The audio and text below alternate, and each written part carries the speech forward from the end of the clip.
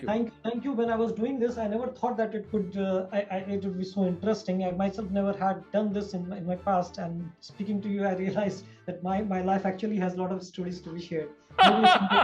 Maybe someday, maybe someday I will write a book on this. So I had won the national championship along with three of my colleagues for Tata Steel, third time in a row. I think it's the best game in the world because that is the only game where you do not have any external influence. You cannot Mm. blame it on external factor, whether the wind is blowing in which direction and whether the terrain is fine or the pitch is bad or the pitch is good or the bat was bad or bat was worse. This is the Whether only audience is shouting or making some comments because he yes, saw this peace, is right? the He saw peace. only game where it's 100% in your control. Wow. There's no external factor affecting it other than your opponent. That's it.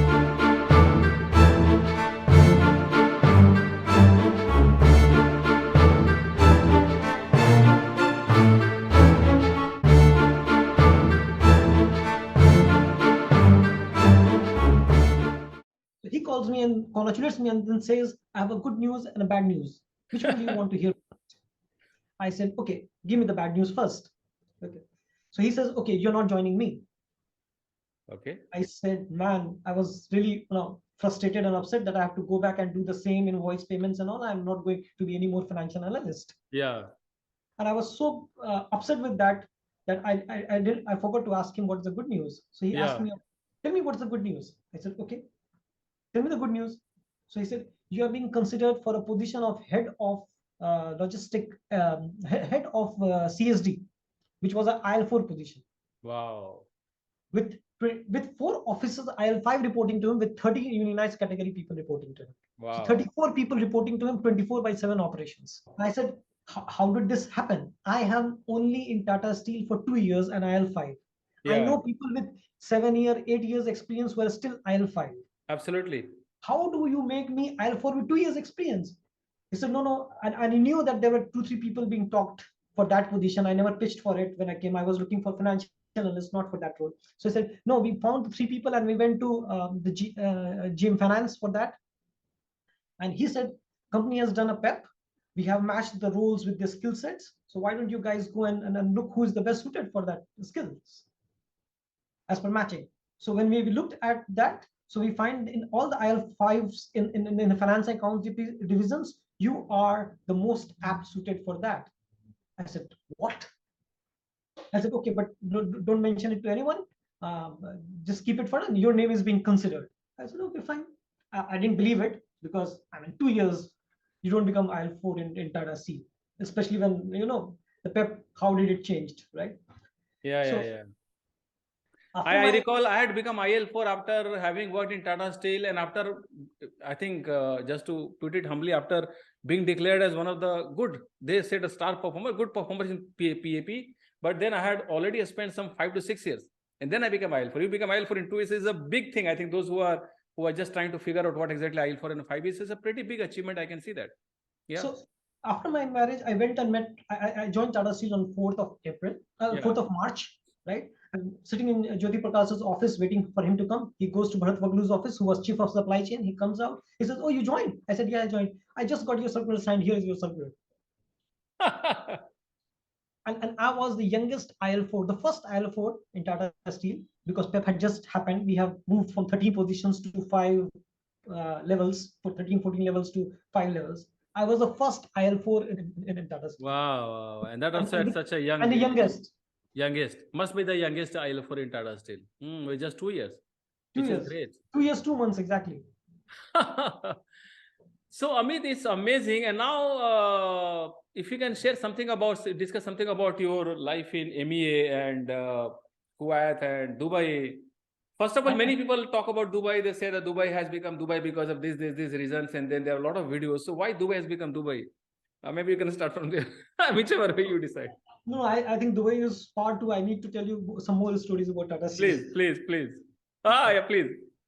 I mean, this session might go for 2 or 3 Yeah, no, sessions. that's the reason. And I was just wondering. So let it go. Let it go. Yeah, So go on. this position that I got at IL4, that was still not an interesting position because that was again documentation position, right? So I was thrust upon this position, and Jyoti gave me a very good sound logic for it. He said, I told Bharat Vaglu, the chief of supply chain, Yeah. that he will take up this position. He asked me to check with you, and I told him on your behalf that he will accept.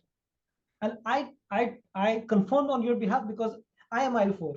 In my life, I cannot make you IL4 you Yeah. till I become IL3. So take these positions and then you work on yourself, look for something 3, 5, 6 months, 1 year, you get a transfer to the job you like. So that's how this happened to me. Wow. And Wow. after a few months of that, Muthuram had become the MD. Yeah, And, yeah, and yeah. there was this whole vision. Company Yeah. wanted to be EVA positive. EVA positive, a lot of Malcolm Baldrey's and Yes, JRDQV, a lot yes, of things all here. these things happened. So as part of that, there was a special task force under MD's office, which was created by the name of strategic outsourcing. Ah, it was a pretty reputed task force, if I recall. Yes, and Those times. Avinash Prasad from West Bokaro was transferred to head this task force as chief of strategic outsourcing. Okay, and what when I saw this circular, I just mailed him congratulating him for this position and all, and I got a call immediately from him in 2 minutes. He said, "Okay, what are you doing?" I said, "Okay, I'm working with as manager logistic accounting, but I've got promoted to head of documentation CSD, and I'm Yeah. supposed to join there." So he said, "Okay, do you want to work in the task force with me?" I said, "Yes, boss, but I won't get transferred. I have just been promoted for this particular position." He said, "No, no, Wow. leave that to me. This is a special task force. This is under MD's office. The call will go from MD. Nothing to worry." Ah. That's the And, kind and of that's connections when, and trust you have built based on your work. yes, That's yes. really amazing. And in that team, Avinash needed one guy from finance. And Hmm. then when he approached whomsoever in the head of finance to get somebody, he didn't like the guys who were being given to him. So he called me directly and I told him, okay, but it's not possible because I just got promoted for this particular position. How do I get transferred out of it? And I have not even taken up the charge there. So he says, don't worry, you will get a call from MD office. Okay. 2 days later on, HR, chief of HR calls me, Mr. Sarangi. Okay, BR Sarangi. He calls me and says, man, what's wrong with you? You're 2 years in Tata Steel. You got promoted as IL4, and now you're getting transferred out of it. Either you're too good or you're too bad. I jokingly told him it must be the later one. He started laughing. Hmm. And to cut the long story short, I joined strategic outsourcing of MD's office. Now, when I joined Hmm. this, we were a 5 people team, one from HR, one from procurement, one Yeah. from organization design and planning, and one from finance, me, and headed by Avinash Prasad. 5 of us. Wow. We were working with consultants called A.T. Kearney, one of the big consultants in India. Okay. 5 consultants, all consultants from Wharton, Stanford, IIM, nothing less than that level, Ivy League. And the rest of the guys were easy because they were procurement, HR. I was the only finance guy. Every day they used to prepare a model and then they threw at me. They were only there for 3 months. After that, I was supposed to take care of all the financial matters of those consultants left after for all the projects. Oh. And the kind of modeling they did, the kind of uh, financial parameters or thought process they used, the presentation they used to make, I had no experience of that. We were good, but we were not to that level. Right? And every day you used to come and throw in one presentation, one project on me, and then I had to go through a whole night sitting on it. I was newly married, by the way. Right? My God. I had to pick up all that work, and I could ask them once, twice, but I cannot keep on going back every time to ask them for a function. How does the table function work? How does this function work? I have to go through my whole link on the Excel files to find out how they have linked, how they have created this model, etc. What is the logic they have used? Because after 3 months, I was supposed to be taking care of that. So that 3 month was hell in terms of time, but great in learning. Great in learning. I see one And that, common pattern here, Amit, that of course, as you said rightly, that you always pursued the role, which is very much getting reflected very clearly, which is very obvious based on the way you narrated your journey. So you always pursued the role, that is the kind of work which you're going to do. And that one pursuance, I think, has made, now I recall for the first time, I realized for the first time, because you're talking after 20 years, that one pursuance, I think, made you be in touch with some of the best people in Tata Steel. Who's who? B.N. Sarangi, Bharat Wakalu, Avinash Prasad, and then, of course, Aditya Mishra boss. And there are so many people who have worked in such yes, a short span of yes, time, just 2 years. yes. Let me complete the story. And then I Yeah. started working on strategic outsourcing. What projects we picked up? I mean, you know, remember the concept of strategic outsourcing. Tata Steel used to say that I don't know if you remember, we used to have an advertisement where they used to show schools, city, hospitals, and then at the end they used to say, we also make a steel. Yeah. So those times. That was those times. But when Muthuraman became, it was a difficult time for the steel industry in the world. We were making, I mean, hardly any profits. So he unveiled to become economic profit, and one of the things were we will focus on the core business. Yeah. Everything which is non-core, we will outsource to the best in the world. So we identified fleet management, we identified TMH, our hospital, we looked at guest houses, you know, town planning management, payroll processing. These all things we don't need to do ourselves. Let's make us focus on steel. So the idea of this task force was to find what is the non-core and decide on those functions and look for a vendor who can do better than us and outsource it to them. Okay. So we worked on this for like an year after the consultants left, and we prepared 6 projects. We picked up 6 projects for this: TMH, Tata Main Hospital, payroll processing, town guest house management, fleet management. 5 6 activities we picked up, and we prepared a note with everything that okay, if we outsource this, there are better people who can do than us, and our services will improve, our cost will reduce, etc., etc. We sent this proposal to MDs. This proposals went to MD and then it stopped. Tata Steel is Tata Steel. You have to first think what will happen to the people. Yeah. Right. So many people, what you do with them? If we outsource, then all these people get unemployed. Was not acceptable to the union. We waited for another 3, 4, 5, 6 months. Nothing happened. It went on loop and loop. Nothing was happening. We were all frustrated. Our projects was halted. 6 months we were not doing anything. All 5 of us. One fine day, Mr. Avinash Prasad calls me and says, "Well, what do you think is the problem?" I think the problem is here. Everything is fine. Only the problem is people. Tata Steel and Tata Group is a very human. They need to think, find a solution for the people. So we came up with idea while brainstorming between Avinash Prasad and us and the team that why don't we create another company where we transfer the people from Tata Steel to that company. And the problem with Tata Steel was that Tata Steel's every employee was linked to National Steel Wage Agreement. Okay. So even if the guy is working as a mechanic, or he's working as a sweeper in cleaning the city, or he is any category, he has to be paid same as what a steel guy would be paid. Yeah. It was very different than the market. That's Tata Steel. Yeah. So we realized that okay, that's the problem. So why don't we create another company where we take all these experts into another entity. They provide services to other companies as well, and they become number one. They are today support functions. Tomorrow it becomes a business for them. That is how the genesis of Jusco started. So you are one of the co-founders, if I can say so, of Jusco, co-creators. Not even co-creator. I am the creator. So we used to call. I'll tell you that also. So rest of the 3 people in our team, right? The HR person and the procurement person and the OED guys, they didn't like the idea. They said this kind of thing doesn't happen in Tata Steel. Tata Steel has never done a spin-off. It will never happen. So they were not interested in working this project. So Avinash and I sat together and Avinash asked me, have you ever incorporated a company? I said, no. He said, very good. I have also not incorporated a company ever. Let's do that together. I said, okay. And then we drafted the first note to it, sent it to Mr. Muthuraman, who was the managing director of Tata Steel. His first note came after one day. I don't think this company will ever work. That's it. Then we prepared another note. And then we sent it to him that no, this company will work, we'll create this, we'll take it the functions, whole business plan, notes with savings potentials, etc., etc. We sent it to him. He said, okay, how will you make this company sustainable? Okay.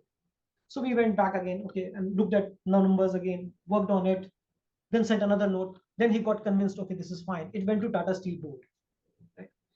Before it got placed in the Tata Steel board note, before 1 hour, this note got pulled back because Ratan Tata didn't like the idea. He said his worry was this company will become a parasite on Tata Steel. We said, okay, we'll work on it. Then we spoke to Tata Cummings, we spoke to Tata Motors, we spoke to other people and said that, okay, can we take every one of them, even in being in Jamshedpur, they have their own township management, they have their own things. We said, okay, we will take all that services from you, we'll combine and provide services to all of you. Okay, you actually expanded the domain of services. Yes. By talking to Because other companies. Didn't wanted to keep on serving only for Tata Steel. We have to expand out of Tata Steel. Okay. My goodness. While the genesis was to delink this wages from the Tata Steel wages, and Tata's attrition was quite high because it was a 100-year-old company. 2-3% every percent people used to retire. So we said, okay, old people will protect the salary. New people who will be joining will be coming at the market rate. Wow. And there was a huge saving because we were almost 1,000 people, 4,000 people, and all in JISCO. Wow. And then we went and prepared another note and then sent it to Tata Steel board, and then finally it got approved. How many hours in those days you might be working in a day? And how did your wife look at your working? Because I think you had just got married. It must be, yeah. So let's say first 1 year of strategic outsourcing, I was working at least 15-16 hours. Yeah. Then the next 6 months where there was no decision, I was hardly working 8 hours, 9 hours, because there was no decision, there was nothing else to do. We were just waiting. And then when the decision was, we started working on JUSCO, then it was again back to working 15-16 hours.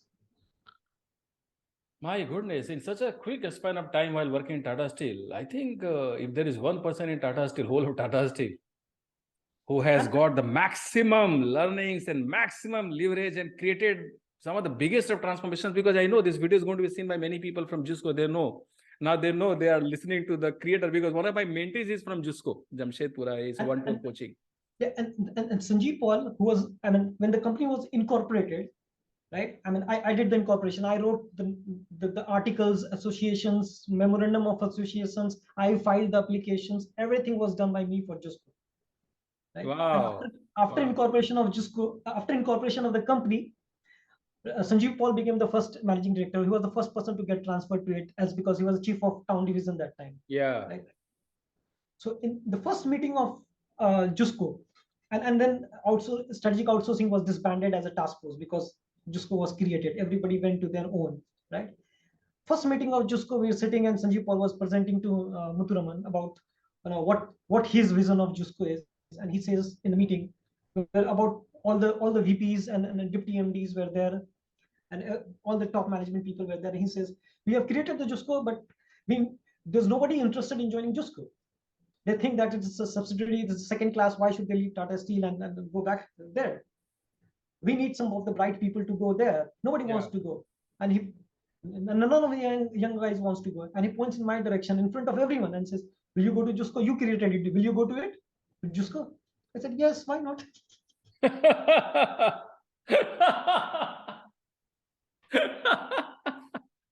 So what did you think before saying yes? Because the fact is that in those times, what he said was having some meaning. Of course, we know that actually people who come to JUSCO, they have created a huge company now. But what did you think of when you said yes? So when I said yes, I just thought that, okay, the company has potential, right? I created it, and I believe in what I created. So yeah.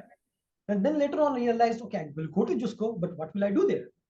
Because they will not make me the CFO. I am just 3.5 or 4 years experienced. Yeah. So they will not make me the CFO there. And I have no interest in doing accounting and bookkeeping. I have done now this kind of roles. I want to continue value-added jobs. And then I spoke to Sanjeev. Sanjeev, what will you do with me? VP Finance will never agree to send me as a CFO, and I don't want to do some mandate. He said, no, you come with me. We'll work on the company together. So he gave me a new designation of called head strategy. Ah, okay. And he was the first person to go. I was the second person to join along with Rituraj Sinha. My goodness, it's an amazing story. I think I never knew that you are the person behind JUSCO. Sanjeev used to call Avinash Prasad grandfather of JUSCO. He used to call me father of JUSCO. Oh my God! Now there are thousands of people working in JUSCO because there are people who are in one-to-one connection with. After 6 months, we decided to transfer the entire town division, 9 departments, 4,000 people, 100 crore turnover. First year. Wow. Amit? And again, everything, the transfer letters of all 4,000 people, everything was created by me and some of the people in this, working in strategic finance, Partosh and all. They were, so I mean, that time we were working 24/7. In 6 months' time, all these things got transferred on 1st April, I think 1st April 2003. Yeah. My goodness, it's quite a story. Quite a revelation. I think amazing that I decided to talk to you and you accepted my invitation. It's an amazing story. And you did all this. You became the father of a company.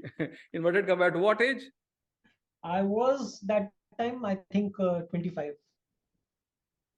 Who says that you need the age of gray hairs and age of 45 to create a company?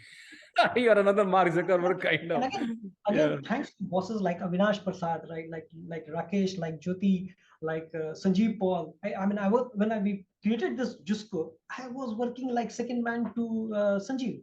There was no difference between Rituraj Sinha, who was like IL3 and I was IL4. And then he was working with Sanjeev Paul for so long. He had, I think, that time 12, 13, 14 years of experience. And we were all working together as a bit together.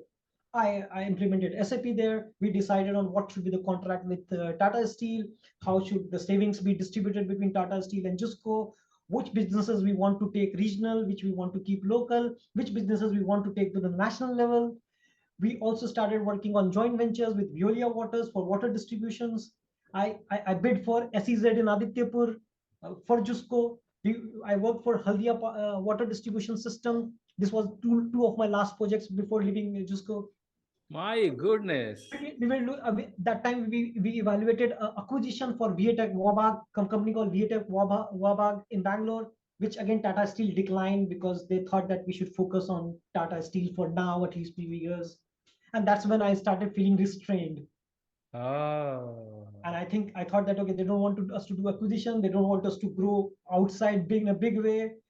So let me explore opportunities outside. And that's when I started looking at opportunities outside. It's an amazing thing. So I can make out that even while working in a company like Tata Group, you had this mindset of being a founder, creation. It's not like just doing the evaluate, normal. try new things. Nobody believed Jusco could be created. No one. This is going to be a separate video. The way you narrated the entire story of Jusco, I didn't have any clue because I knew it till you were working in West Bokaro. And then you came to Tata Steel, you came to Jamshedpur. And this story is fascinating because all the names which you have taken, they are the who's who of Tata Steel from those times. I was working with T. Mukherjee, I was working with Muthuraman. Today, MD of Tata Steel, Narendran, he was the PO that time. Yeah, he must be going and just, we must be barging into his cabin. Yeah, hey, Narendran, can you come and join me for something? And I'll tell you, I mean, when we created Jusco, I was the company secretary till I was there for 2.5 years, even though I don't have a qualification of company secretary. Because I created it. I was sitting in the remuneration committee. I was sitting in the board meetings. Wow. Incredible. I was deciding on the remunerations. I mean, not deciding. I was giving inputs on the remuneration of Sanjeev Paul, my boss. You might have been the person behind the deputation of Sanjeev Paul as the managing director also. And which is very interesting. They are all very senior people. We are saying this. Sometimes small things I influenced. Wow, amazing story, Amit. This is very inspiring. Very nice. Amit, it's 3 o'clock. Is it okay if we continue for half an hour more? Yeah, I don't mind. Or else we again connect next weekend, whichever way. I'm good with time. If you are. So we can keep for half an hour because I think we are in the flow. Let's continue it. So now, Amit, this is an incredible story. Now we come to Kuwait. The only position which you joined through a headhunter, and after that it all has. Yes. Before that and after that it all has been through referral. So before I go out of Tata Steel, one more high point in Tata Steel. Yeah. I also, there was a business management simulation game. Yeah. Right. So I had won the national championship along with 3 of my colleagues for Tata Steel, 3rd time in a row. 3 times? No, I was in the 3rd time. Third time. Different teams. The 3rd time I was a part of that when we joined. I'll suggest. It's very interesting thing. We'll just come back to this. I recall in 1 year, we also, including me and 3 of us, a team of 4 also had participated. We went to the final, national final in Delhi. There was a guy called Manish Jaswal. I don't know whether you know his name. Manish Jaswal was our brain behind. He was the finance brain, and I had taken the role of a marketing person in those times. We went to the top, and of course, I think in the last race, what happened is that we had to enter data in an Excel sheet, and we actually entered one very important data in a different cell. So when the computer took the data, it was 0, and then we lost because of that. Otherwise, we had got mentally ready to go to Macau and some of these places. So I didn't know that you actually had won it. We went to Macau to play the So I didn't go to Macau, and that's the same year when I came to Tata Bus still Pune. So we went to Macau. Very nice. And because we were the third time in a row in a hat trick, our celebration was even more. Oh. Right, I was called by Beldy Club, by Tube Maker Club. My name was in the newspapers with the pictures. MD, we had tea and coffee with MD, with the deputy MDs, with all the heads calling and having pictures and photographs and sessions with them. That was an amazing experience. I can well imagine, because in our group, mostly I think the contribution from the finance person was very, very significant. Manish Jaswal, who is currently in Bangalore and some place. So I can well imagine that you must have driven this entire competition. In our group, we had two from hardcore finance. There was a person called Sanjay Gattani. I don't know if you know him. I've heard his name. He was Tata NYK's CFO for quite some time, for many years now. So we were together, four of us, two or more colleagues were there. So we two were from hardcore finance, and we used to argue and then decide on a decision. It was a wonderful experience. So when you did all of this, and I'm pretty sure you must be in touch with your father. So how did he had a start? How had he started looking at your journey by now? Because initially he resisted it. Till the time I was in Tata Steel, he was giving me enough regard, but he still didn't think that I was successful. Because he was a businessman. He never understood these promotions and then these things. He was just proud that I work for Tata Steel. That's it. But he still had that I didn't become a DM or a SP. So he still had that. I'm pretty sure when he sees this video, he's going to see something new coming up today. I mean, once he sees the video. Unfortunately, he passed out last year. I'm sorry. But I'll tell you something else. My brother was into business. My own elder brother was into business in Tamil Nadu, right? And he was earning money like hell. So he used to call me and says, how many bills of mosquito net I sold? I sold today 100. And you know how much money I made on each one of them? 500, right? So in one day I made 500 into 100. That's 50,000 rupees. One day I make that much. How much do you make? And I used to tell him, in hand net I make like 8,000-9,000 rupees. He said, see, why don't you leave all that? You are the most educated in our whole family, and you are earning the least. Why don't you leave the job and come and join me? We will do 50. So temptations are still going on. Temptation, my brother was giving temptations all the time, and he was doing phenomenal in business that time. So yeah, he used to tempt me all the time. And I said, no, let me. That 2 years became 4 years, 5 years, 6 years, and then continued till today. You remember, I told you, awesome. I thought I will do first 2 years in corporate and then go back to business. But yeah. And also see the how endearingly, how closely, how deeply we are remembering some of those years because of the work which you did, the kind of roles which you took up, And so far we have not even spoken about the money, which money part. That's the excitement which I can see on your face, and that is what I think is a message for the audience. Focus on the role, things will follow. In Tata Steel, I don't think in the first 4 years, 3-4 years I made money. I only made money, I think, when I became IL4, and which was a lucky jump from me. And that's a whole another story, because I was at the lowest level of IL5, and then I became IL4. And for me, IL5 lowest level to IL4 lowest level was still double. Yeah, I fully agree with all that you have said so far in this interview, except one thing. You said lucky. It was not a lucky job. It was I think you deserved it very, very. Of course, I think we all know what luck is. It's all about preparation, talent, a lot of hard work, because I can see that you 14, 15, 16 hours you worked for many months, and then you had just got married. How did your wife look at all these things happening in Tata Steel? So wife was about to divorce me. Now that is lucky. You're lucky that you didn't get divorced. Very nice. Obviously, she was upset, but luckily for me, she was also pursuing her CA, and her one group for final was left. So while I was doing this, she was focusing on her studies, and then she passed out her CA after getting married. Which was again a good thing to happen. And then we had our first baby there. So she was kind of occupied Occupied, yeah. She also is Maybe first busy. with the career and then with the baby. And then she worked for Jusco for some time as well. Ah, very nice. So, and then let's come to now. Let's come to Kuwait. So, when did you make a movement? And So yeah, again, I was doing phenomenal in Jusco, but then I was getting, I felt I was getting restrained because Tata Steel didn't wanted Jusco to go outside and do acquisitions yeah, and yeah, things like that. So I think I will get restrained, and then Jusco becomes structured and everything was quite. Sanjeev was a very outgoing and he wanted to do a lot of things, but then there was constraints. yeah, And yeah. also a lot of my colleagues have all gone to MNCs and all across the world. We also implemented SAP. So a lot of people were going outside, Yeah. Arthur Anderson, Pepsi, and SAP and all, right? So I thought, okay, let me also explore the world. Enough of Jamshedpur and coal Yeah. mine. I need to see international world and all.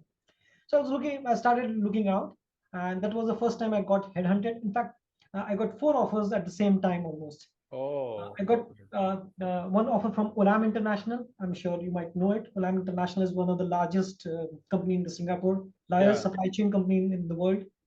So I got an offer from Olam International, and incidentally, Olam International CFO was ex XLRI Jamshedpur Tata Steel guy. Oh, okay. So I had a good meeting with him, and he liked me. He made an offer, and I had one from Al Industries in Kuwait, and I had one from ILFS in Delhi, and they offered me because I worked with them in a special economic zone project for Adityapur. We were bidding for it, so they worked with me. They liked me, so their managing director offered me a role in the ILFS Delhi, and I had one more offer from Indonesia for a textile company. Truly a So global range of offers from different yes, countries, East and West. East and West and all. What what what triggered me for Kuwait was basically Kuwait guys called me for an interview for 2 days to come and see, and I met their people every 2 hours. I was meeting 2-3 people at the same time, Yeah. and they were all interviewing me. So on the course of 2 days, I met almost 25-30 people, and Wow. each one of them either from again the top Ivy League colleges from the world, Wharton, Oxford, Howard, Columbia, you name it. I mean, all of them. I thought that what is this world, man? I wanted to go and do after my CA. I wanted to go and do an MBA from US, but we came from a modest family, no money, so I never pursued that. So I said, no, this is the place I need to work. Money and all is fine. I was getting similar amount in Olam. I was getting similar amount in Kuwait. But I thought, okay, now this is the place. I need to work with these kind of people. Wow. So I picked up Kuwait, not knowing fully Kuwait.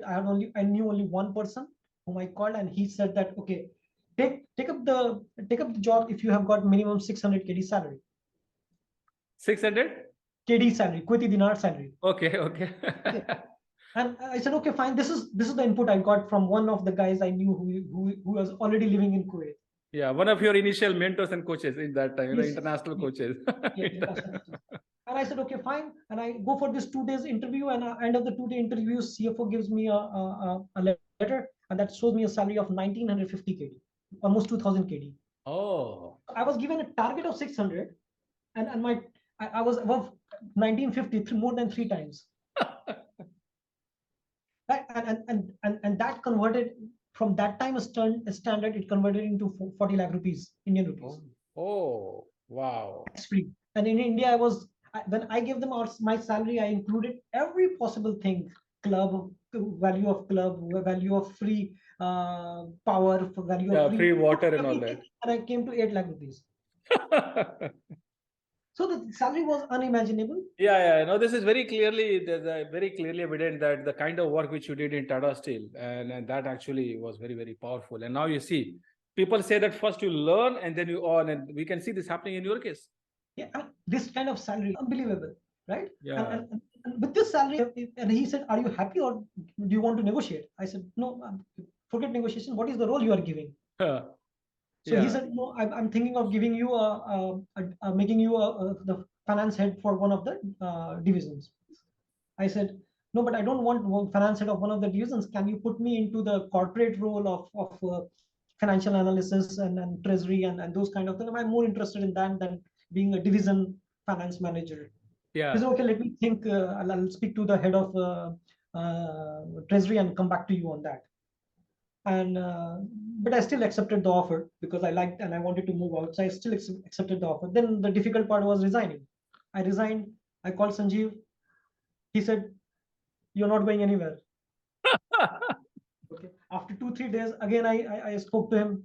Boss, I want to discuss. He said, "Don't waste my time. Finish the job. Go." Third time I went to his house with the papers and all. He said, "Okay, you will not listen. Come sit down. What do you want? You want promotion? You want money? You want to become IL3? What do you want?" Oh, okay. Right? And I said, "Boss, it's not about money or anything. I just want, I'm enough of Jamshedpur, enough of, I want to go international, learn some international experience, finance. I need to see the world and etc. etc." So that's all good. But if it's a money matter, then I'll match it. How much is the salary?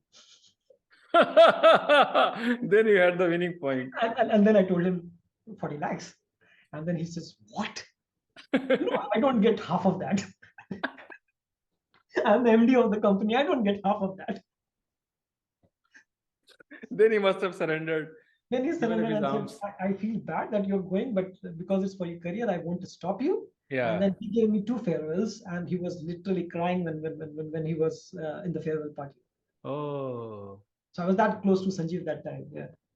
Mm-hmm. So I landed up in Kuwait.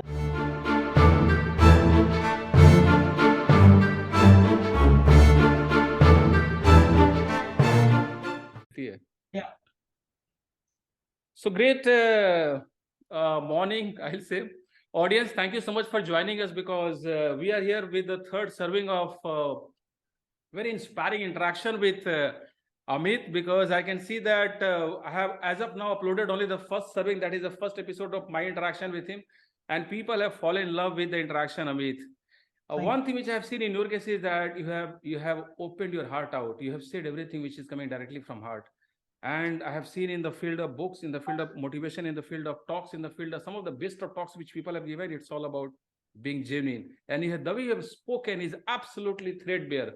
And that's the reason I can see that almost 400 people have already seen. They're all organic viewers. And they are watching majority of the video. I'm pretty sure it's going to inspire many people. Just the beginning. Over next few years, we are going to see lakhs and millions of people watching these interactions. Thank you so much, Amit.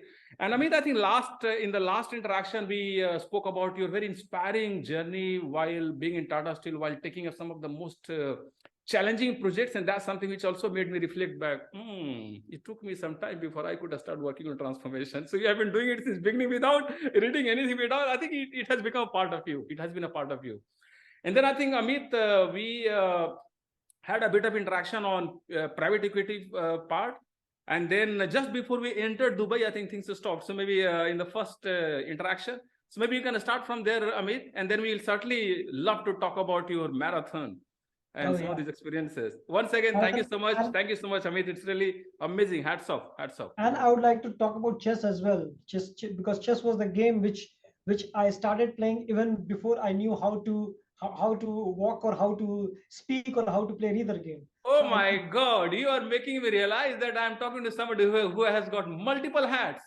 I think you have got more than 6 hats, more than the hats which Robert De Bono had.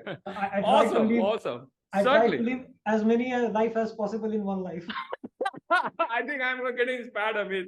I think we are hardly into a couple of minutes into the interaction, and already I can feel the vibrations. Thank you so much, Amit. So if I remember right, we have discussed that after leaving Tata's, I went and joined Al Ghanim Industries in Kuwait, which is the biggest conglomerate of Kuwait. It's like Tata's and Birlas of Kuwait. Yeah, you're right. And the reason I went there, joined that in spite of having 4 other options, is because I saw that the people there were either from Wharton, Oxford, Stanford, and all the great B schools of the world. Yes. So this is the place that I should work with. Yes. I joined there, and guess what? In 2 months' time, I get bored because there's not enough work. I come with a background from Tata Steel doing formation of Jusco, where I was working almost 16 to 18 hours every day. And here I landed in a country where there is no higher expectations. People come at sharp 9 and leave sharp at 6. Oh. And the quality of work is very limited. You are expected to perform, do MIS reporting, do certain accounting, do budgeting, reforecasting, some balance scorecard. That's it. Wow, I'm pretty sure, Amit, sorry to interrupt you, I'm pretty sure that your family might have been happier. Wow, now here comes the time when he's coming back on time. Absolutely. So it was like great work-life balance, but that started giving me a little bit, it started making me a little bit uncomfortable. I realized that the money is great. I mean, I was getting almost more than more than 10 times of what I was getting in Tata Steel. Wow. But then work profile wise, I was not even doing 10% of what I was doing in Tata Steel. And I realized that if I stick there around for long, I would get rusted and I would be good for nothing in my future life. And that's why I went to my CFO and Alganim and told him, boss, I need to do something more. Give me something more. It's not enough for me. He said, okay, let me try and give you something. He gave me a couple of projects. I did those 2 projects. And just to tell you, one of the project was, remember a scheme from Tata Steel? There was a scheme called Sabash scheme. Yeah. Correct. So they wanted a reward and recognition scheme to be implemented for Alganim Industries. And I just converted that Shabash scheme into a Bravo scheme and implemented it for the finance function. And guess what? From finance function, then HR took it and they implemented all across Alganim for that. I'm pretty sure your HRT must have got a lot of inspiring messages from you while working with you. They also must have started running faster. I was not running till then. So I went to my CFO and asked him for a few projects. He gave me a couple of projects, but those projects I finished in 2-3 months time. It was still not making me very happy in terms of quality of work. And that's when I was lucky. My boss recommended me to head of private equity and global capital management. His wife used to work there, and thanks to head of private equity that time, it was an Indian person by the name of Salesh Dash, and I got an interview with him for 5 minutes. The interview landed less than 5 minutes with him. He asked me just 2 questions, and he said, "I will call you in the evening." And in the evening, he calls me and gives me an offer. Wow. But guess what? The offer is 60% lower than my current package.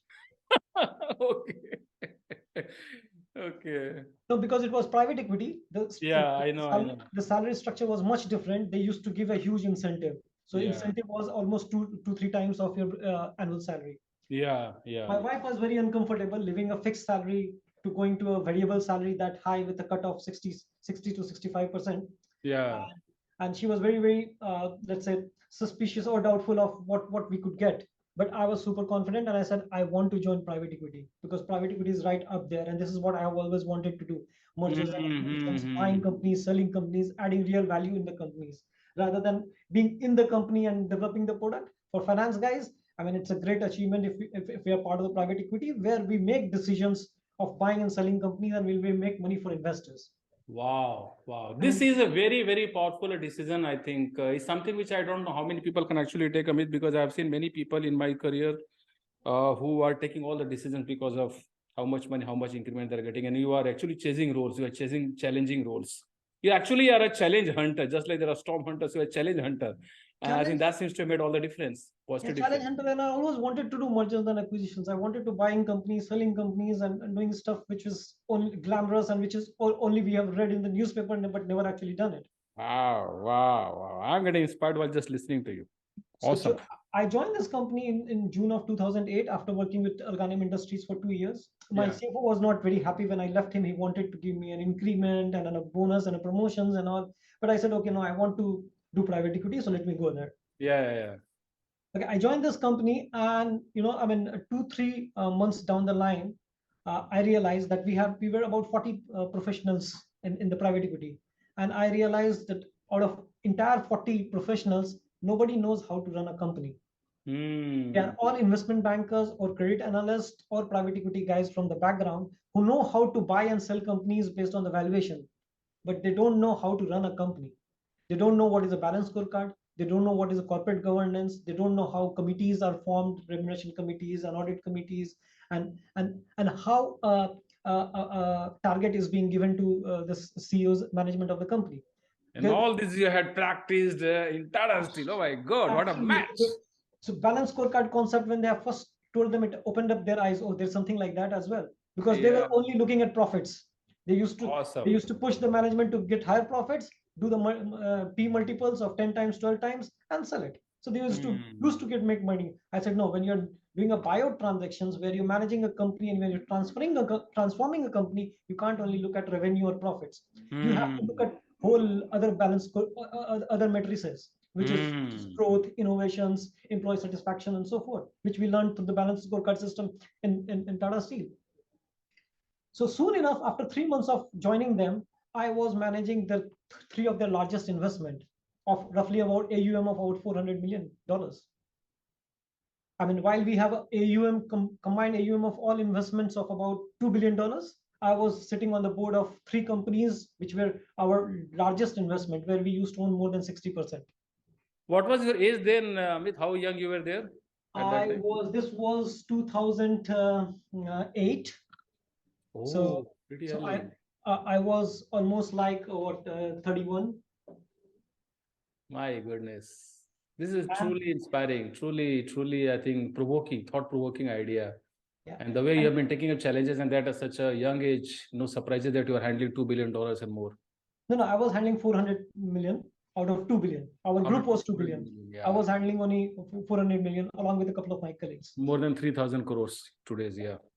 So I was sitting on the board of this company. I joined this private equity in June of 2008. And November of 2008, Lehman Brothers happened. The economic downturn started. And I was working for the private equity arm of Global Investment House. Our parent company defaulted on a loan. And it went into restructuring. Everything went upside down. The whole incentive for which I have joined, the 3 years bonus and ESOP, Yeah. that all went off. And then there was a reduction in the salary. There was layoffs, but I stuck there. One of my friends who has also joined me with Alganim, he decided to go back. He asked me to join back. I considered it and then decided, no, I will not go back. Even though the salary is less here, I'll continue here because the profile I am getting is amazing. I can say that you always have been holding on to your ground because your conviction is really something which is visible.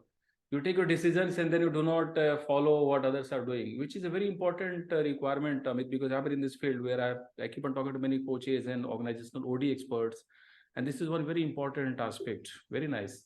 So I have always been, the reason I stuck there was always that I was looking to gain more and more knowledge and skills, to add skills, not to run after money. As I said earlier also, I always believed that I have to run after making myself improved every day.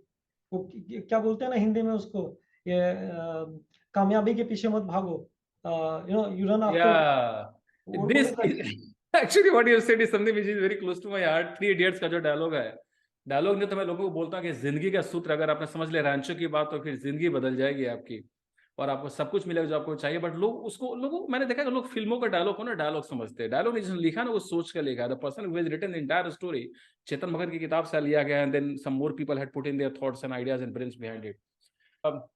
Build skills build skills and then कामयाबी झक मारकर पीछे आएगी. Exactly. So I tried to follow that, and that's why I stuck there. And I continued there for 2 years.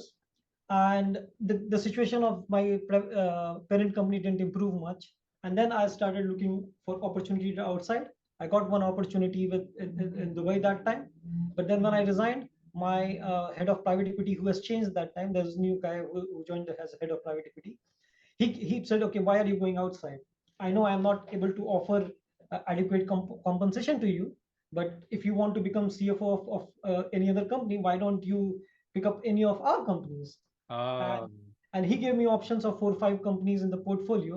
And I picked up a company called Jasim Transport and Stevedoring Company because of the reasons being I was already sitting on the board of the company. The company was not doing good. It was that year it made operational losses. And so because I was sitting on the board of the company, I believe that if I join a full-time management of that company, I can change it and I restructure it and turn around the company. So I took up that challenge and I said, okay, I'll not go to Dubai or any other company. Let me pick this up as full-time opportunity. And my mandate was, designation was CFO, group CFO, but the designation didn't matter because my mandate was to restructure the company along with the CEO. Again, the role, you are looking for the role. The role has to be challenging, which is what is common. Yeah. Absolutely. And the CEO loved it because I was one of the most difficult guy on the board. And he loved it when he came to know that I'm joining him as CFO. He loved it because he thought that, okay, instead of asking questions, now he will become a part of the problems solution provider. So he will stop asking questions. I'm pretty sure you must have been wrong. You must have proven him wrong. And But I'll still be asking questions. I was still asking questions, but then asking questions to change the decisions even before happening it. Now I was forming part of the formation of the team. So when I joined them, just to give you a little high level idea of what I did. So I stayed there in this company. I stayed there for 5 years, from 2011 to 2016. And when I joined them, they were making operational losses. When I left them in 2016, they had a bid of about 7 million KD, which is roughly around 21 to 22 million dollars. Okay. And they had a debt of about 12 million KD, which is about 36 million dollars. Okay. And when I left them, zero debt. And they had 15 million KD surplus in cash sitting in the bank, earning 2%. 15 million My goodness, I'm pretty sure KD is roughly around 45 million dollars. This video is going to be seen by many chairmen. I think I'm going to get many offers because this is a very unique ability, Amit. It's a very rare quality to turn around the beta part, because it's like making ground level changes which are visible. And the things that I did there was very simple things, very simple things, common sense that I applied on all the businesses. We had about 3-4 businesses. I analyzed the business in different parts and said, okay, this business is doing well. It can only grow incrementally. We don't need to touch it. There were businesses that were going tough times, and then there were businesses which we wanted to grow or start new. So I worked on basically the businesses which were having a difficult time, and the business which we wanted to start. And I'll tell you, I mean, we started a division called Power Rental at my time there. And by the time I left there, we were in top 3 power rental companies in Kuwait. Wow. So this time between 2011 and 2016 must have been one of the most turnaround. I think all across your career I have seen the similar kind of patterns, but still this must be one of the most challenging, most satisfying. I mean, 2011 to 16 was actually my execution time. Whatever I have learned in the past, it was time for me to execute, and I think that gave me more confidence that whatever I have learned in the past from Tata Steel and other places, I could execute and turn around the company. Wow, beautiful. And eventually, I mean, after I left them, they went for an IPO, and they did a very successful IPO in Kuwait. Wow, awesome. So one fine day, when I was, I mean, the company in I think 2016, the company was growing on its own. We had surplus cash. We were growing at 20-25% in the bottom line. I was very happy. The board was a little conservative. They didn't want it to expand much. Yeah. So I mean, I was kind of a little bored. I started playing golf that time, and it was, I mean, the money was coming good. The company is surviving good. So it didn't had a lot of challenges there. And that's when one fine day I meet for lunch with my ex-head of private equity, who has started his own private equity in Dubai. Okay. And I met with him for lunch, and we were just talking. And then he said, okay, how is it going and all? I told him, okay, I mean, it's a little boring because the company is doing well. I don't have much challenges. It only takes me 2-3 hours in a day to do things here. So yeah, I mean, it's going fine, and I play a lot of golf. He said, okay, would you be interested in doing an IPO at London Stock Exchange? I said, why not? I mean, I've done a successful turnaround. I've done private equity. I've done a lot of things. Only thing I have not done is an IPO at London Stock Exchange. So I said, okay, I have a healthcare platform, and we are planning to go IPO next couple of years. So why don't you join us? And that's what prompted me to leave my comfortable job in Kuwait and to move to Dubai. Dubai. Which was this year, 2016-17? This was 2016. I was anyway visiting Dubai quite often for business, being in Kuwait, because we had our subsidiaries here and there. So yeah. I've been visiting all across the Gulf and Africa when I was part of the Just in Transport and part of the private equity. Correct. I was not living here. So wow. I moved from Kuwait to a company called Al-Masha Group, which was later on renamed to Regulus Capital, and to its platform company by the name of Avivo Group. Worked there 3 years, put a lot of efforts being put. I raised capital of more than $100 million, debt of roughly around $50 million, then restructured another debt of $30 million.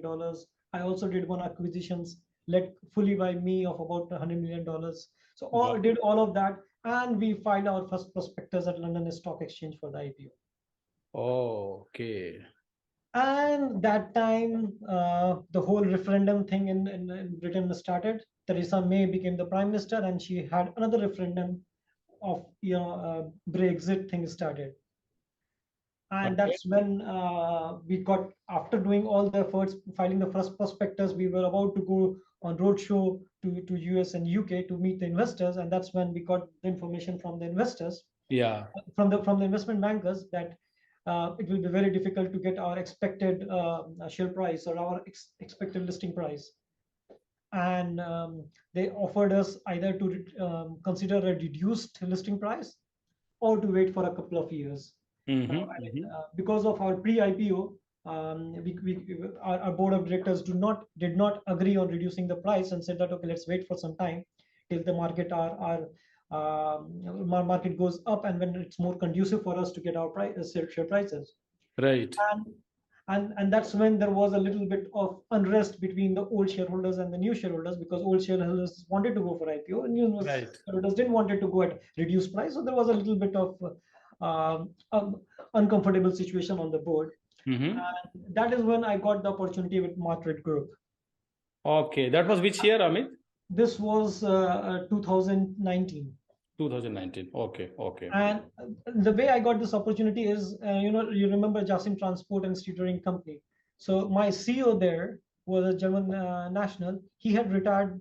He had retired from Jasim Transport, and he had taken up a regional managing director role at Martred Group. Right. Right. Right. He was going for a retirement again, and that's when he recommended me for this role. Wow. Great. And this was a big challenge again for me, because now I was moving from purely finance role to a operational role. Now, Mm-hmm. having done my private equity for last 10 years and worked with the CEOs, now my designation in all of these companies were CFO or group CFO, but I was effectively managing all the support functions, and I was heavily involved in the businesses as well. Okay. Okay. That So was a turnaround. Yeah. I mean, I always perceive that I've always been acting as a deputy CEO. So when this role came up, I said, okay, why not let me consider and take it up. Mm-hmm. And that's how I joined Martred Group. And last 4 years we have done quite okay. I would not say we have done great, but we have been quite okay. Uh, in spite of the COVID, 2 years of COVID were difficult, but we have done reasonably well. Wow. Amit, I also see that in Dubai you are pretty active. I think you have been always active. Be it the sports of playing golf, or be it some other fitness mantras or kind of activities which you must have been a part of. But I see that you have been a marathoner. You have become a marathoner, or you have been running long distance. A marathon. So would you like to share something about it? Because I've seen some pictures. Actually, I was trying to download some of the pictures which I had kept, but somehow I'll put it while editing the video. I've seen a lot of your pictures with your team running half, full, and all kind of marathons. So let's talk about marathon, and how do you feel the lessons of leadership are getting connected between marathon and corporate? I think it's all connected word, yeah. So before I go to marathon, let me start with chess, as I was saying in the beginning. Chess, yeah. Something which gives me shivers. I do not know chess. It's a great game. I think it's the best game in the world, because that is the only game where you do not have any external influence. You cannot blame it on external factor, whether the wind is blowing in which direction, and whether the terrain is fine, or the pitch is bad, or the pitch is good, or the bat was bad, or the bat was. This is the Whether only, audience is shouting or making some comments because he yes, saw this peace, is right? the only game where it's 100% in your control. Wow. There's no external factor affecting it other than your opponent. That's it.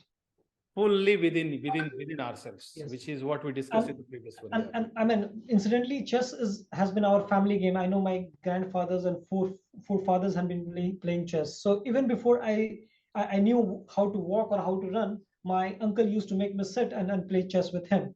Wow. And I didn't know how to scheme the things. I just knew which one plays how, right? Bishop goes like this, and then the king goes like this. So I only knew that. And one fine day, I mean, in my young mind, I could scheme it and said, okay, if I do this, then it will be checked, and then it will be mate. Okay, and then I started playing that. Wow. Now this I have realized that why I'm talking about chess is because I have realized chess, what do you do? essentially do. In chess, you think, what are the possible options that you have today? When your opponent plays any of its Moves here, yeah, all that. any of its things, then what are the options that you have to play? And if you do this, then what will he do? So there are multiple options, and you have to think 4, 5, 10 steps ahead, that if I do this, then he will do this, and then I will do this, and then he will do this, and then, so it's always about having options and then choosing the best option for you. Wow. And that is precisely what I do most of the time in my life, even in my personal life and even in my professional life. In any given circumstances, you have multiple options.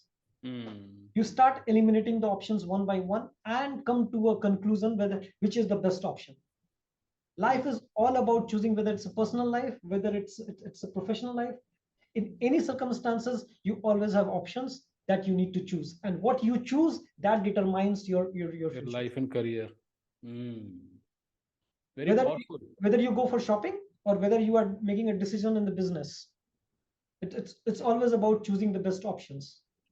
And I think what you said is very important, because every option has got some pros and cons. So making Yes. a decision, that's very interesting. So think 10 steps ahead. If I do this, what will happen? What are the implications? And how will the other external factors play? External factors you cannot control. You don't know what your opponent will play, but you will think of every possible positions or every possible scenarios that your opponent will play, and therefore what should be your reaction. So you need to plan 10 steps ahead by evaluating all your options. This reminds me, Amit, of something which you had told me, one of your achievements in the course of business simulation games, because my experience while being a part of business simulation games, suppose the same game in which we just missed before final, I think you went to Macau, you became, I think, India level winner, your team. What I saw there is that it's all about game theory. You have to see what others are going to do and you have to do just the opposite. That's what I've seen. So I think I can see the connection between business simulation games, and I'm pretty sure that you must have used this chess theory as a game theory in your business simulation games as well. Absolutely. Even when I'm put in a difficult situation, the challenging situations which comes quite often in life, right? Even then, I say, okay, there's no point in getting harassed or getting sad or getting disappointed or crying over the spilt milk. Let's think, okay, this is the situation now, right? Today. Yeah. There's no point thinking about the past. Now, what are the options I have? 1, 2, 3, 4, 5. Okay, which is the best option? Let's eliminate this option, no, this, and then decide on the right way to move. Do you suggest people at last to at least learn the game of chess if they want to be better at life and decision making? I mean, see, any sports have their own learnings for the life, but I think chess is one of the most fantastic game. Is the fantastic game for people to teach anybody who wants to do anything in life. Chess is the thing that will help them do things in life, in looking at life and making decisions in a very different way, especially for the people who are required to make decisions. So great. So I'm certainly going to start teaching at least my kids. Maybe I can create an environment so that they can learn. I can't teach them, but maybe. Very interesting, Amit. So this is awesome. Now, and I already talked about golf, so I will not talk about the golf, because golf taught me not to compete with others, rather to compete with your own self. Yourself, yeah. So, and now I'll come to marathon. So running is a very interesting thing. I never thought that I would be a runner in life. I mean, I was playing different sports all the time in my life, but I never thought that I would be running. Yeah. Incidentally, what happened is in sometime in 2018, I was talking to one of very senior guys who was advising to our firm. Yeah.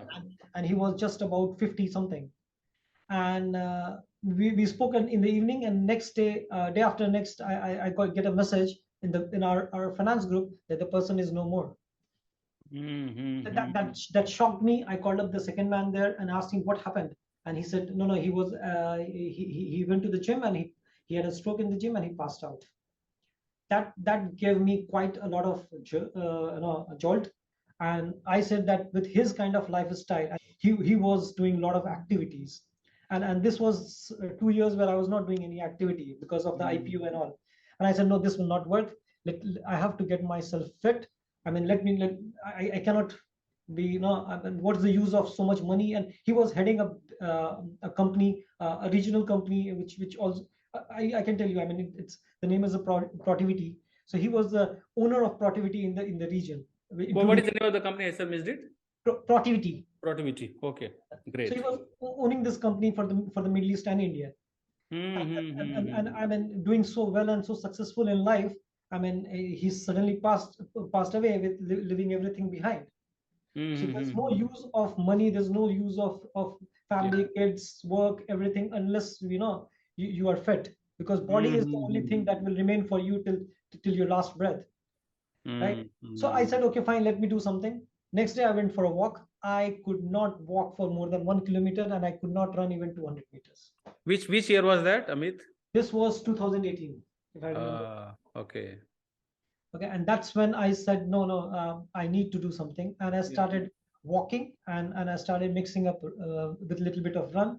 I started with 1 kilometer, 2 kilometer, and 200 meters, and then I started running longer and longer. Wow. So the idea behind running is, again, you trick your mind, and this is again great learning from marathon or running and the real life. So some of the days, and I run 7 days a week. People say that you should not run 7 days a week, right? They say that it hurts your knees. It has not hurt me for last 4 or 5 years that I've been running. And I continue to run it, just that you have to do a little bit of warm up and cool down exercise. But the point I was trying to make is see, there are days when you don't feel good. Your mind says, no, let's sleep today. We have run enough. Let's sleep, not do it. And then I trick my mind saying, okay, I will not run. Let me just go down to the track. I will walk today. I will not run. I'll walk today. And then when I go to the track in my gears with shoes and all, and then my mind says, okay, I mean, I feel like running, but no, will not run today. You promised. And I said, okay, I will only run 100 meters today, half a kilometer today. And then after every half a kilometer, I trick my mind saying, okay, another half a kilometer, another 200 meters, another 300 meters. So it's basically, running is not about physical fitness. It's more about mental strength. When I was doing 2-3 kilometers, I never thought that I could do 10. And one fine day, I just did 10. And I moved from, I would not say I moved incrementally there. I was doing 2, 3, 4, 5 kilometers, and I suddenly did 10 one fine day. Wow. Beautiful. This and reminds it's all me. about It's all about mental strength. It's all about mental strength. You don't think you can do, you just have to do it. And sometimes when you ask your mind, it will always say, no, you can't do it. Like when you ask people, they will say, no, don't do this. This will go wrong. Don't do this. This will go wrong. Or this is not the right thing to do. No, but sometimes you need to listen to your heart and just do it. I do this. I think I had shared in the previous communication that interaction that I do these sessions Monday, Wednesday, and Friday at 5:30 in the morning for 1 hour. I see there are a couple of points which I wanted to share here. First thing is that there are many people who say that, sir, I don't have time in the morning. And see, if a managing director can take out time every single day, surely they can. And there are people who are very senior and they are joining in all the sessions. So it's all about tricking the mind. It's all about I think conviction. I think it's a prioritization that it's important. And once you start walking, jogging, you start enjoying the process. You start enjoying the process. So many people who find it difficult. Anybody who says that I don't have time is basically not prioritizing it right. Not prioritizing health as well as life. Most of the people will have to make some extra effort, but can always give 1 hour in the morning. If their office starts at 8 and they need to leave home at 6, then maybe they can sleep 1 hour earlier and they can do a running for at least half an hour. Absolutely. People can certainly make it. I have personally done it over the last many years, over 5 to 6 to 7 years time. Second thing which you said is very important, Amit. Again, you said that it's all about tricking our mind. So in case you do not feel like running on a certain day, on a few days, you just give a message to you. Just tell yourself, okay, let me just get into the shoe. Let me go for a walk, 100 meter and all that. And once you go for a walk, once you leave your home, come out and start feeling that gush of fresh breeze on your face, you start feeling like, okay, let me run. That's what I've been telling people, that in case you're not able to wake up in the morning, just wake up, go close to the window, open the window, take a deep breath, and then you will automatically start thinking of going for a walk, joining these sessions and doing something. It's all about, I think a journey of 1,000 miles starts with one single step. Just take one step. Absolutely. It's not that I don't party. Even I party. I mean, in the weekends, sometimes we sleep at 2, 3 a.m. in the morning, and I still get up in the morning and go for the run. Wow. I might come back, have breakfast, and take a nap for a couple of hours. but I still absolutely, do that. that's a great idea. So I think audience is a very important point which Amit has said, and I have personally seen that. What you see, morning hour is like and I always tell people that it's like a treasure. Ye khazana hai khazana. Ye Brahm Muhurta, alpha state of mind, and people 5 AM club and all. ये सब ब्रह्म खजाना ये people do not get it. और मैंने लोगों को हमेशा कहा कि सबसे बड़े जो खजाने हैं ना वो मुफ्त होते हैं, लोगों को पता नहीं चलते. It's like we all have got diamonds, acres of diamonds. There is a book, there is a chapter, a story also. Acres of diamonds, and we do not even know that we have got diamonds. And people are running for money and this and that, which will come. But I've seen many people, as you rightly said, who have got money and then they have lost health, and it's worth nothing. खजाना हमारे पास है, हम समझ नहीं पाते अपने अंदर में ये चीज का एग्जांपल आपने दिया. It's all about within us. So Amit, amazing, inspiring story. Amit, if we write a book on your life and story, something which I ask everybody, what do you think would be the title, couple of titles of the book? Okay, that's quite an interesting one. I think it would be like Maverick. Maverick. Wow. Right? I mean, the unusual guy. Yeah, awesome. I mean, this is as far as the work is concerned. Even in my personal life, I've been quite unusual. My thinking process and thinking about the societies and thinking about the values, how it is described traditionally in our Indian family, had been very different than what the usual was. And sometimes I've been misinterpreted by my friends because of this. I have always been quite open and open kind of society, values society. I have been always been pushing for, and my friends has always been saying no. I mean, this is you are quite an unusual guy. I mean, you think quite unusually. This kind of standard doesn't apply in Indian standards. But I mean, you see today India has changed. So India has become quite open compared to our times. A lot of changes, Amit. I was just looking at the budget story, and of course, what you said is very important because I see a whole book and a story of inspiration in every word which people say, and I think I've said quite a few very important things. Today, I think there is a discussion going on India's budget for this year, and then there is a news which says that there are 90,000 startups in India. Just imagine in a country close to 1 lakh startups now, which are functioning.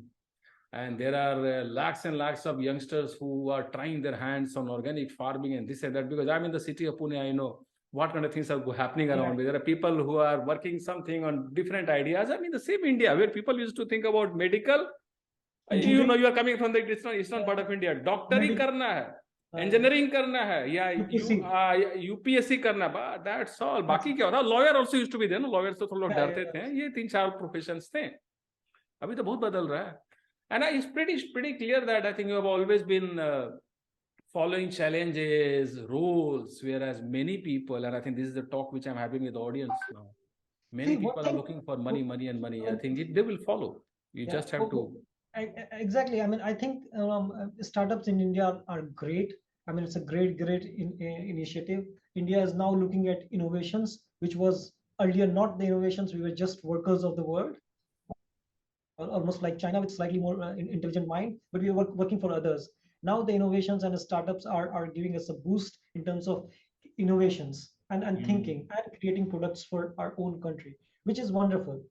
Only a couple of things which makes me uncomfortable and when it comes to the startups and all, that startups today has become a valuation game. Right? No value addition, only valuation. Only value additions, no profitability, no real money to the investors. It's only about valuations. You keep making losses, you keep raising funds at the new and keep increasing the valuations. Some point in time, you need to make profits and return the money to the investors. Whosoever is your last investor. Absolutely, Amit. So that thing I think is going in a bubble. People should come to their senses when it comes to valuations. Idea is great. Idea should have some value, but not value at the expense of the real money. I'll give you one example. I recall having told my wife 2 years ago about one of these EdTech companies, which has been under a lot of valuation and all that. I think people might have guessed which company I'm talking about. And then this company had hired one of the superstars who didn't have anything to do with the field of education as their brand ambassador. I told my wife they are on the wrong path. This guy seems to be only looking after huge name. You want to be the Shahanshah or whatever Badshah of business. No, this is not this. It takes first add value. Unless people see value, nothing is going to work out. And Yeah, absolutely you are. And I think it's very important point. People have to see. I'll tell you, when I came to this field, Amit, I always told my wife that, say, I want to first write when it is dark morning hours. Nobody watches me, it does not matter. Let me just write, let me just coach, let me talk to people and learn where I'm going wrong, where I'm going right, and then I can do more of things which are working. I just kept on trying. Marketing zero. I have not got any marketing as of now, no advertisement. And before I came to these heart-to-heart conversations, I have conducted 300 hours of one-to-one coaching over the last 1 year. 300 hours, Saturday, Sunday, early morning at 5 o'clock. So there are people who come.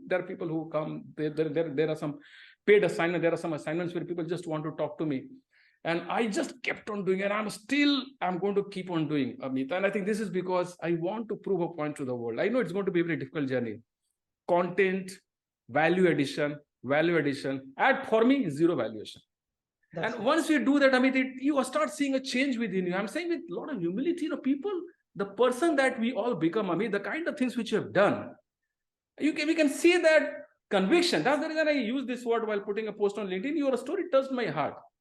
I saw the guy, here is a guy who is always working on something which is transformational. The moment it becomes like tick, regular, you get bored. I think 99% of people are looking for that stability. Here is a guy who, while being in corporate, is looking for changes.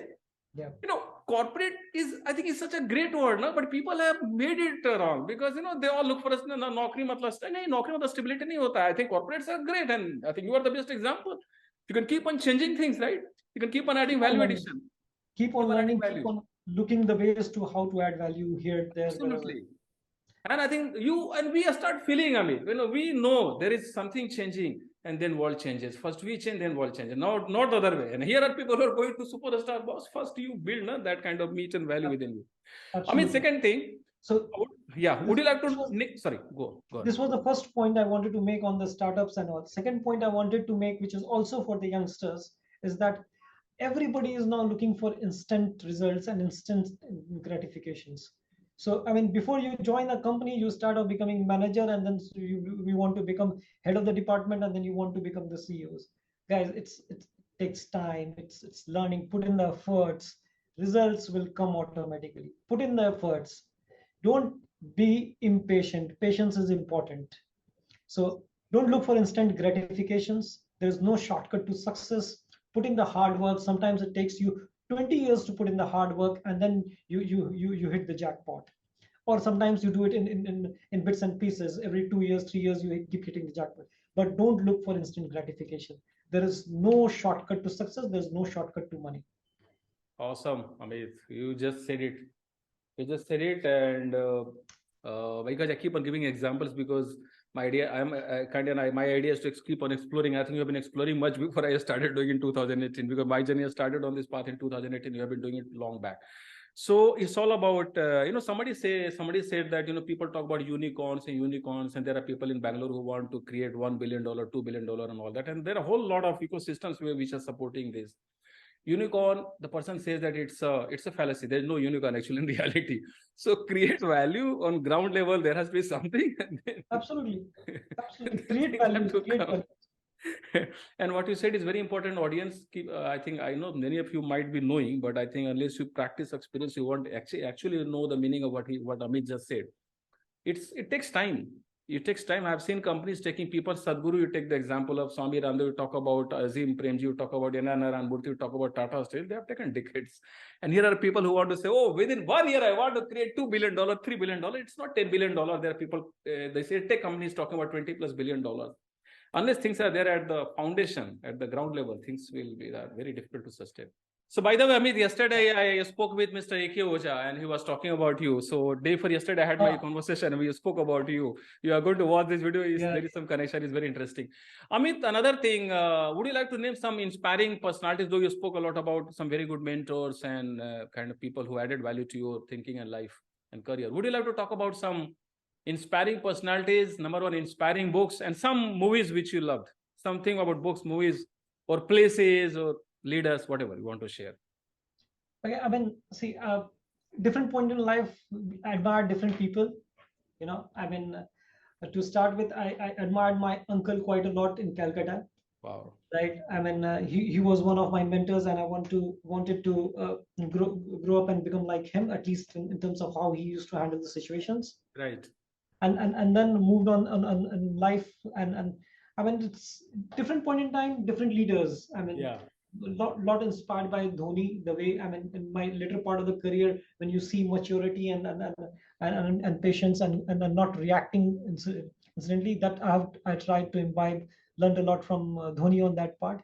I mean, I'm still not as cool as he is, but obviously, I mean, compared to what I was and compared to I am, I'm much cooler than that. One of my close friends is Spurti Sahare. She is Yeah. a young IT professional who left her job and got into writing, and this is a national bestseller, Think and Win Like Dhoni. So she has given this book to me because we are doing some project together. So very interesting what you said. There are 5 lessons, and I think is very important. What you said is very interesting. The way he thinks calmly. So we are getting deeper. It's very interesting. Thank you so much for taking this name. Yeah. Somebody like Tendulkar, the humbleness. I mean, Yeah. in spite of achieving the heights, he has been so humble and so down to earth. I've never seen him reacting or responding in a negative way ever in his career of whatever he had 15, 20 years of career. So yeah, I mean, there have been different people, different leaders at different point in time. My ex-boss Salesh Das, in terms of work. I mean, and Rakesh Chandra, Jyoti Prakash. I mean, I had Sanjeev Paul. I have so many good bosses with whom I have learned.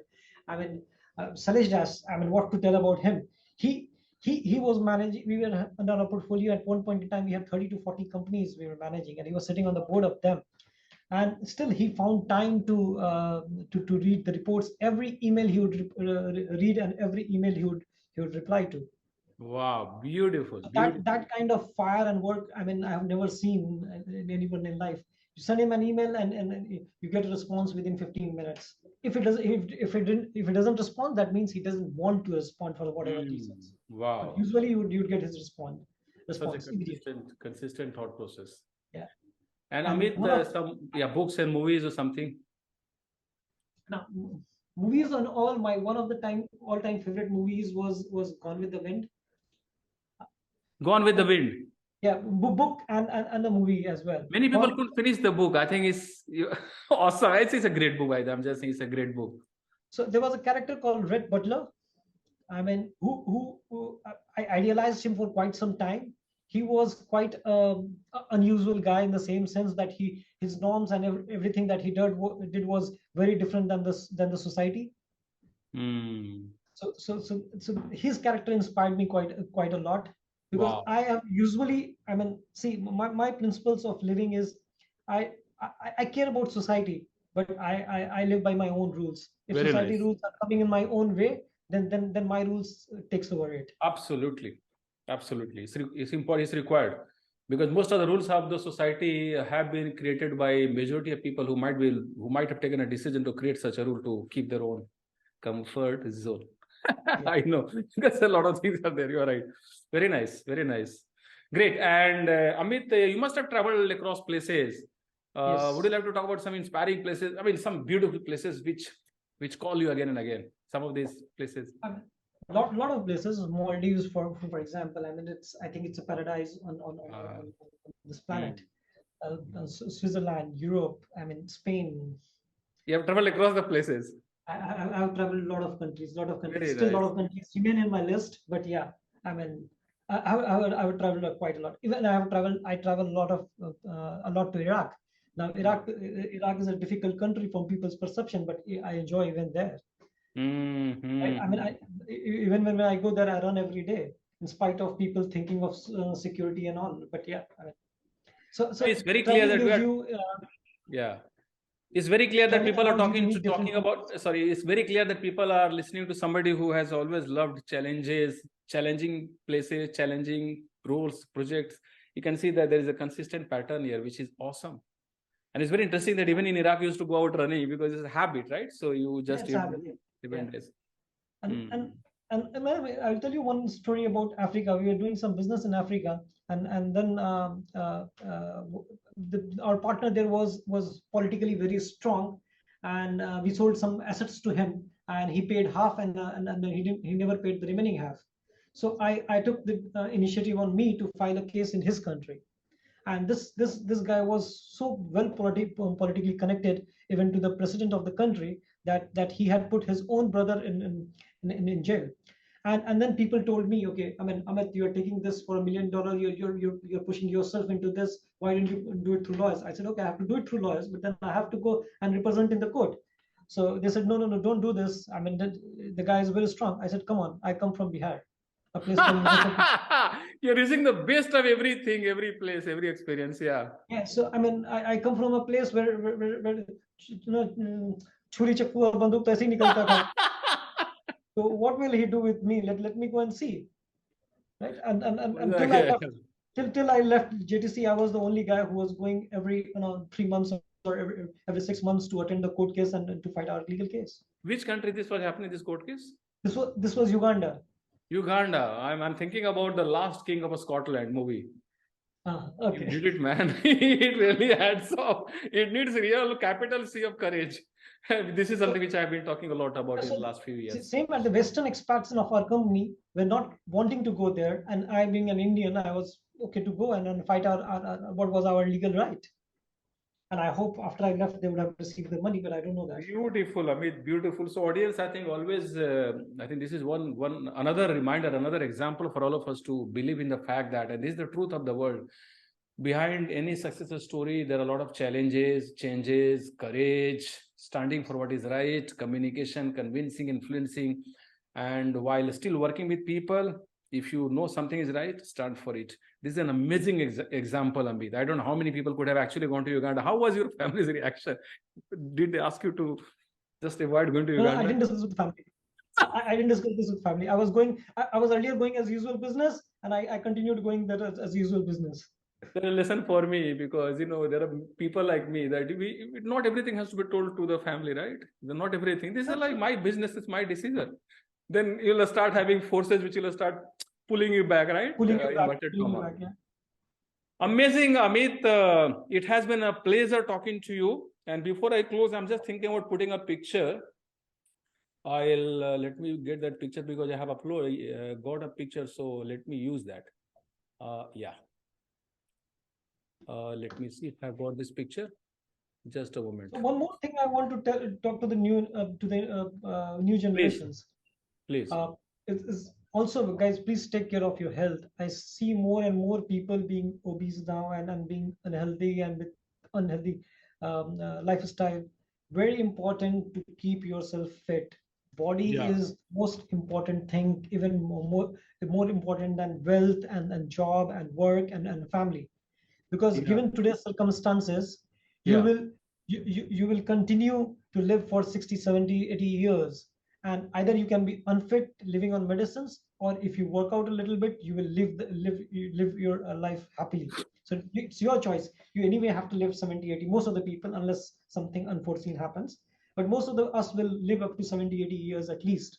So you have a choice. If you're unhealthy, you will get diabetes in 40, 50, and then you will start struggling all your life with medicines, or you will pick up right choices and live healthy right up to 80, 90. Awesome, Amit. So here is a little water bottle. So when I conduct these sessions at 5:30, the first thing which I ask people to do is to just take 2-3 sips of water, and then we do a lot of things, including magical water, whatever we call it. Amazing, Amit. This is very important, because of late, I think people have been hearing a lot of news in India also, where people in their early 40s, 50s, and 60s also, they are not actually exactly living a life which is worth living. Thank you so much, Amit. Awesome. For your time. I know it's very busy. It's a working day and it's a weekend. I think you found some time on Sunday, on Saturdays also, while talking to us. Really appreciate, and thank you so much. Hats off to you. And thanks for sharing your very important, insightful, inspiring messages and lessons for people to get benefited from. Thank you. Thank you. When I was doing this, I never thought that it would be so interesting. I myself never had done this in my past. And speaking to you, I realized that my life actually has a lot of stories to be shared. Maybe someday I will write a book on this and come back to you for help. This is very interesting, Amit, because it's something which even I didn't know till a few years ago. It's only when I wrote my own story, when I wrote 12 stories, close to 10 stories, then I came to such a stage that I felt that, I can work with people, talk to people and get their stories out. It's all about, it all starts from within, Amit. And someday, certainly, anytime when you want your book to come out, We are there. I am there.